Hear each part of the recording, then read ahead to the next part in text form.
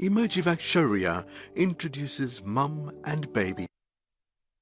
We are joined in studio by somebody who is incredibly motivating and inspiring, the perfect way to get your week started on a Blue Monday. So hopefully after this conversation, you'll be feeling inspired and you'll be feeling motivated as well. Tonight, we are joined by Claudio Chiste, who is an author as well as an expert in the realm of leadership.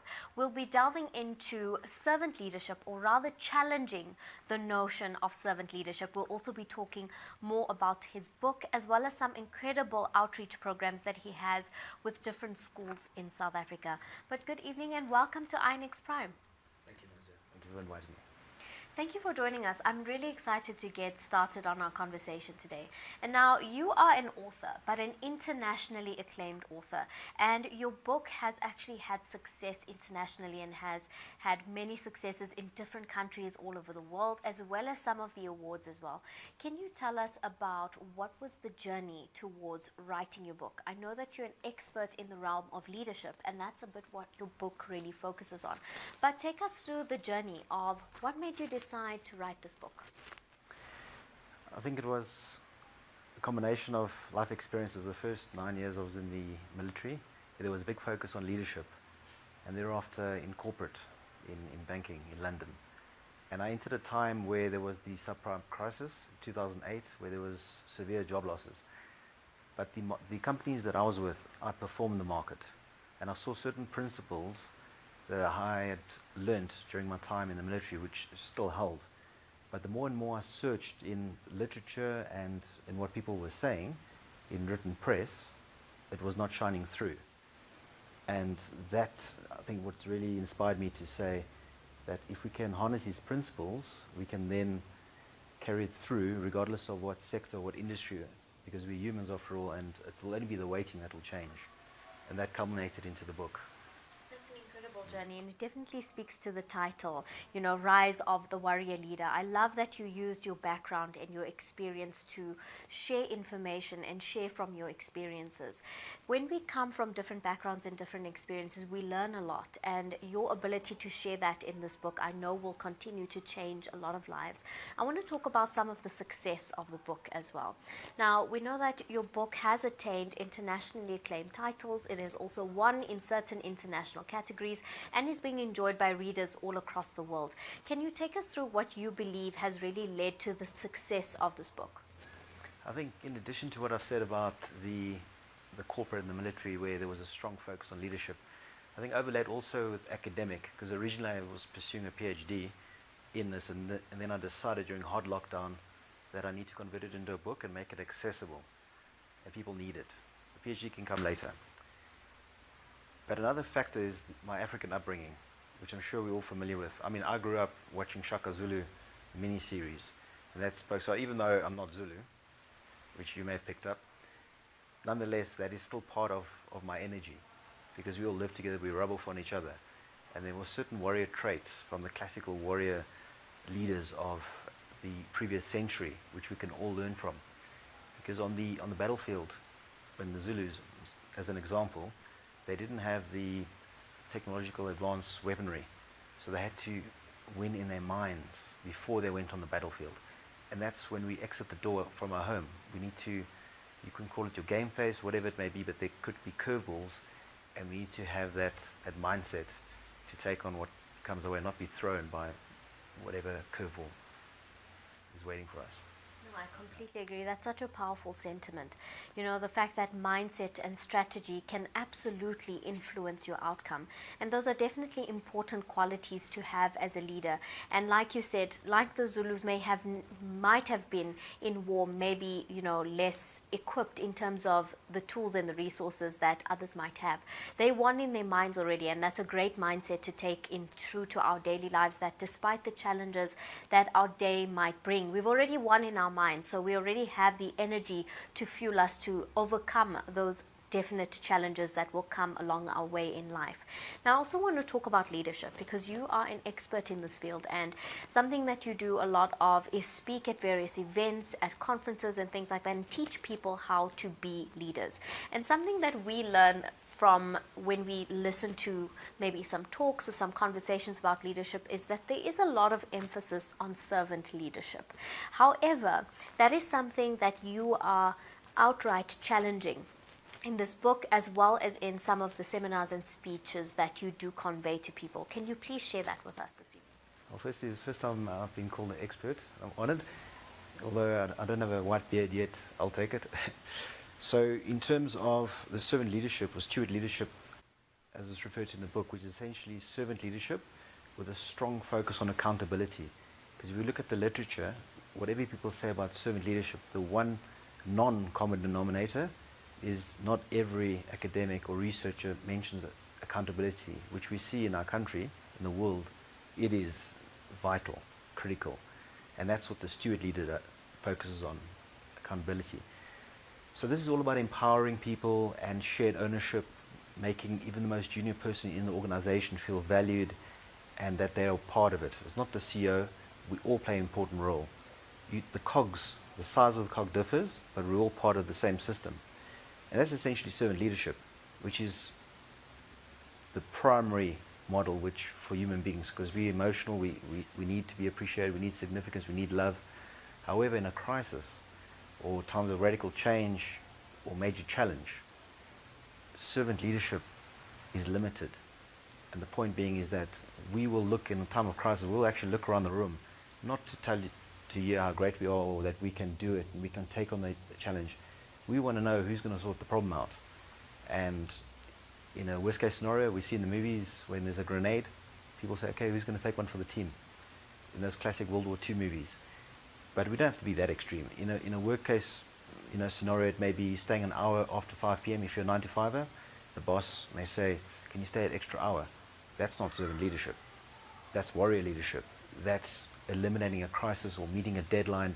Once we pass the deadline, now we can focus on empowerment and making everybody feel good and getting those spirits up. But that's not how it is in the tough times. No, I think that's very true. And the sentiments you're sharing about accountability as well as problem solving and being the kind of leader that is a problem solver reminds me a lot about the current situation in South Africa at the moment. And those are two aspects we absolutely need more of in terms of our leadership in the country.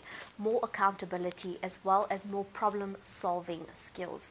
And I hope that those are skills that we can look forward to seeing come post our 2024 elections, because I think that is the one thing personally I feel is holding South Africa back, is our leadership is not taking accountability for the corruption, taking accountability for the issues and the problems that we are experiencing in South Africa. It's always blame shifting onto the next person, onto the next person, onto the next person, instead of, like you're saying, taking accountability and solving the problems at hand.